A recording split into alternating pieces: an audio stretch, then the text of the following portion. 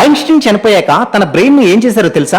మనకి ఐన్స్టీన్ కు తేడా ఏంటో ఈ షార్ట్ లో మనం చూద్దాం. ముందుగా ఇలాంటి ఇంట్రెస్టింగ్ కంటెంట్స్ అందిస్తున్న మా ఛానల్ ఒకసారి సబ్స్క్రైబ్ చేసుకోండి. The great genius scientist Albert Einstein 76 ఏళ్ల వయసులో 1955లో న్యూ జెర్సీలో చనిపోయారు. చనిపోయాక పోస్ట్ మార్టం చేసే ప్రిన్స్టన్ హాస్పిటల్లో పాథాలజిస్ట్ అయిన డాక్టర్ థామస్ హార్వీ ఎవరికి తెలియకుండా ఐన్స్టీన్ బ్రెయిన్ ను దాచిపెట్టాడు. ఐన్స్టీన్ ఎందుకు అంత జీనియస్ సో అతని బ్రెయిన్ లో ఏం స్పెషాలిటీ ఉందో తెలుసుకోవాలని బ్రెయిన్ ను 240 ముక్కలు చేసి మైక్రోస్కోపిక్ రీసెర్చ్ చేసే న్యూరాలజిస్ట్ అండ్ సైంటిస్టులకు పంపించారు. వాళ్ళు రీసెర్చ్ చేసి ఐన్స్టీన్ బ్రెయిన్ కూడా అందరికీ ఉన్నట్లే ఒకే సైజులో ఉంది, కానీ పారియాటల్ లోబ్స్ 15% వెడల్పుగా ఉన్నాయి. సిల్వియన్ ఫిషర్ లేకపోవడం వల్ల న్యూరాన్ల మధ్య కనెక్టివిటీ పెరిగి ఉండవచ్చని చెప్పారు. 1985లో మరియన్ డైమండ్ అధ్యయనం ప్రకారం ఐన్స్టీన్ మెదడులో గ్లియల్ సెల్స్ అంటే సపోర్ట్ సెల్ఫ్ నార్మల్ మనుషుల కంటే 17% ఎక్కువగా ఉండడం వల్ల ఆయన బ్రెయిన్ ఎక్కువగా పనిచేస్తుందని చెప్పారు. ఆ తర్వాత 1998లో డాక్టర్ హార్వీ తన దగ్గర ఉన్న బ్రెయిన్ పీసెస్ ను university medical centre Princeton hospital కి తిరిగి ఇచ్చాడు. తర్వాత జనాలు చూడడానికి అనువుగా ఐన్స్టీన్ మెదడులోని 46 సన్నని ముక్కలు ఫిలడెల్ఫియాలోని మట్టర్ మ్యూజియం లో పెట్టారు. స్టిల్ ఇవి ఇంకా అక్కడే ఉన్నాయి. అలాగే national museum of health and medicine లో మొత్తం మెదడు యొక్క 14 అరుదైన ఫోటోగ్రాఫ్లు కూడా నిల్వ చేయబడ్డాయి. చూసారు కదా ఫ్రెండ్స్, ఇలాంటి ఇంట్రెస్టింగ్ కంటెంట్స్ కోసం మా ఛానల్ ఒకసారి సబ్స్క్రైబ్ చేసుకోండి.